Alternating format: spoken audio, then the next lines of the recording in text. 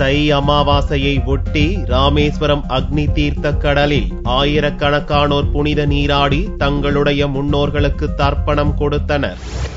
ஆடி, புரட்டாசி, தை மாதங்களில் வரும் அமாவாசை அன்று இந்துக்கள் தங்களுடைய முன்னோர்களுக்கு தர்ப்பணம் கொடுப்பது வழக்கம். வியாழக்கிழமையன்று தை அமாவாசை என்பதால் தமிழகத்தில் பொதுமக்கள் நீர்நிலைகளில் புனித நீராடி திதி கொடுத்தனர். காசிக்கு அடுத்தபடியாக புனித நதியாக கருதப்படும் ராமேஸ்வரம் அக்னி தீர்த்தத்தில் ஆயிரக்கணக்கான மக்கள் புனித நீராடினர். கடற்கரையில் பிண்டம் வைத்து எள் கொடுத்து பூ, பழம் போன்ற புனித பொருட்களை படைத்து இறந்து போன முன்னோர்களுக்கு தர்ப்பணம் கொடுத்தனர். அகத்திக்கீரையை பசுமாடுக்கு அளித்து வழிபாடு செய்தனர். இந்த தை அமாவாசைக்கு இந்த மாதிரி பிண்டம் வச்சு நம்ம முன்னோர்களுக்கு எல்லாம் வழிபாடு செய்யறதுன்றது ஒரு சிறப்பான விஷயம். இந்த ராமேஸ்வரத்தில் வருஷம் தோறாமல் நடக்குது.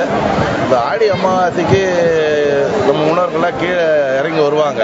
இந்த உத்தராயண காலத்துல தை அமாவாசை அதுமா எல்லாம் மறுபடியும் மோட்சத்துக்கு போய் சேர்வாங்கன்றது ஒரு ஐதீகம். இதேபோன்று திருச்சி அம்மா மண்டபம், ஐயாளம்மன் படித்துறை போன்ற இடங்களிலும் இந்துக்கள் ஏராளமானோர் புனித பொருட்கள் படைத்து தர்ப்பணம் கொடுத்தனர். இந்த தை அமாவாசை புண்ணிய காலத்தை தர்ப்பணம் செய்வது என்ற விசேஷம் என்றால், இறந்தவர்களுக்கு தாகத்திற்கு தண்ணி கொடுப்பதாக சாஸ்திரம்.